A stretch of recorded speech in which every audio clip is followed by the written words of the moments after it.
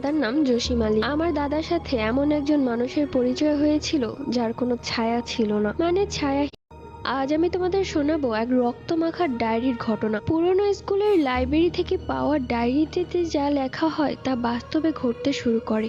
আমার নাম রিমি, আমার বেস্ট ফ্রেন্ডের নাম শিমু। মূলত আমরা এই দুইজন মিলে এই ডায়েরিটি খুঁজে পেয়েছি আমাদের স্কুলের লাইব্রেরিতে। তাও অনেক খুঁজে পেয়েছিলাম, এক কোনায় ছিল। সেই ডায়েরিটি অনেক পুরনো ছিল, রক্তমাখা। রক্তগুলো অবশ্য শুকিয়ে গেছে, দেখে বোঝা যায় না যে এগুলো রক্ত। দূর থেকে মনে হয় লাল রঙের কোনো কিছু একটা পরে শুকিয়ে গেছে। যাই হোক, ডায়েরিটি খুললাম, সেখানে কিছু একটা লেখা আছে, কিন্তু সেটা স্পষ্ট নয়, এমনকি সম্পূর্ণ লেখাও নয়। সেখানে শুধু লেখা ছিল, আজ সকালটা হবে কাল বৈশাখীর ঝড়ের মতো, সবার জীবনে কাল নেমে আসবে। যে ডায়েরিটি খুঁজে পাবে সর্বপ্রথম তার জীবনে আমি হলাম প্রথম। এরপর আর কিছু লেখা ছিল, কিন্তু সেগুলো লেখা খুবই হালকা, তাই কিছু একটা বোঝা যাচ্ছে না। আমি আর শিমু হাসতে লাগলাম, কেউ একজন মজা করে এগুলো লিখেছে। শিমু বলল, ঠিক আছে, এইবার তাহলে আমরাও কিছু লিখি। আমি তখন শিমুকে বললাম, দরকার নেই, এই ডায়েরিটা যেখানে ছিল সেখানে রেখে দেয়া। কিন্তু শিমু কোনো কথাই শুনলো না। ও তখন পেন্সিল বের করে লিখতে শুরু করলো। ও জোর জবরদস্তি লিখতে শুরু করলো, আমার নাম শিমু, আমার চুল অনেক বড়। কিন্তু ওর চুল অনেক ছোট ছিল। ও অবশ্যই এটা মজা করে লিখেছিল। তো যাই হোক, টিফিন টাইমে আমরা সবাই মাঠে গিয়েছি। আমি তখন দূর থেকে লক্ষ্য করলাম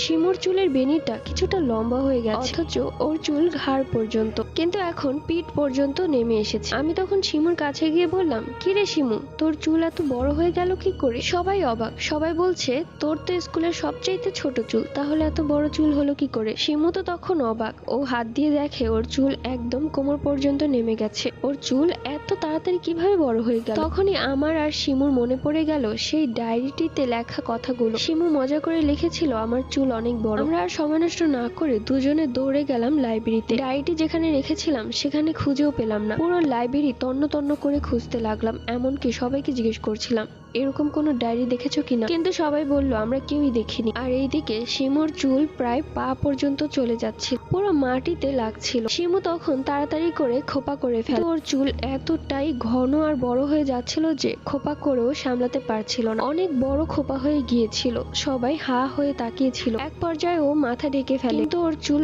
এতটাই বড় হয়ে গিয়েছিল মাথা ঢেকে ফেলার পরও খুব ভয়ঙ্কর দেখাচ্ছিল, হিজাবটা পর্যন্ত খুলে যাচ্ছিল। শিমু বাসায় চলে যায় এবং কাউকে কিছু না বলে ধারালো কেচি দিয়ে ওর চুল কাটতে শুরু করল। ঘাড় পর্যন্ত কেটেও ও তখন আবারও আয়নার দিকে তাকিয়ে দেখলো ওর চুল আবারও বড় হয়ে যাচ্ছে। ও তখন কাঁদতে থাকে, ওর সাথে এগুলো কি হচ্ছে? বিকেলবেলা ওর মা ফোন করে বলল ও নাকি আত্মহত্যা করতে গিয়েছিল। আমি তখন বললাম, হাই হাই, কি এমন হয়ে গেল যে ও এরকম একটা পদক্ষেপ নিচ্ছে? ওর কাছে গিয়ে দেখলাম ওর চেহারা খুবই ক্লান্ত। ওর মা একটা হুজুর ডেকে নিয়ে আসে। সে হুজুর বলল ওই ডায়েরিটা ছিল একটা কালো জাদুর ডায়েরি, সেখানে যা লেখা হয় তাই সত্যি হয়ে যায়। এরপর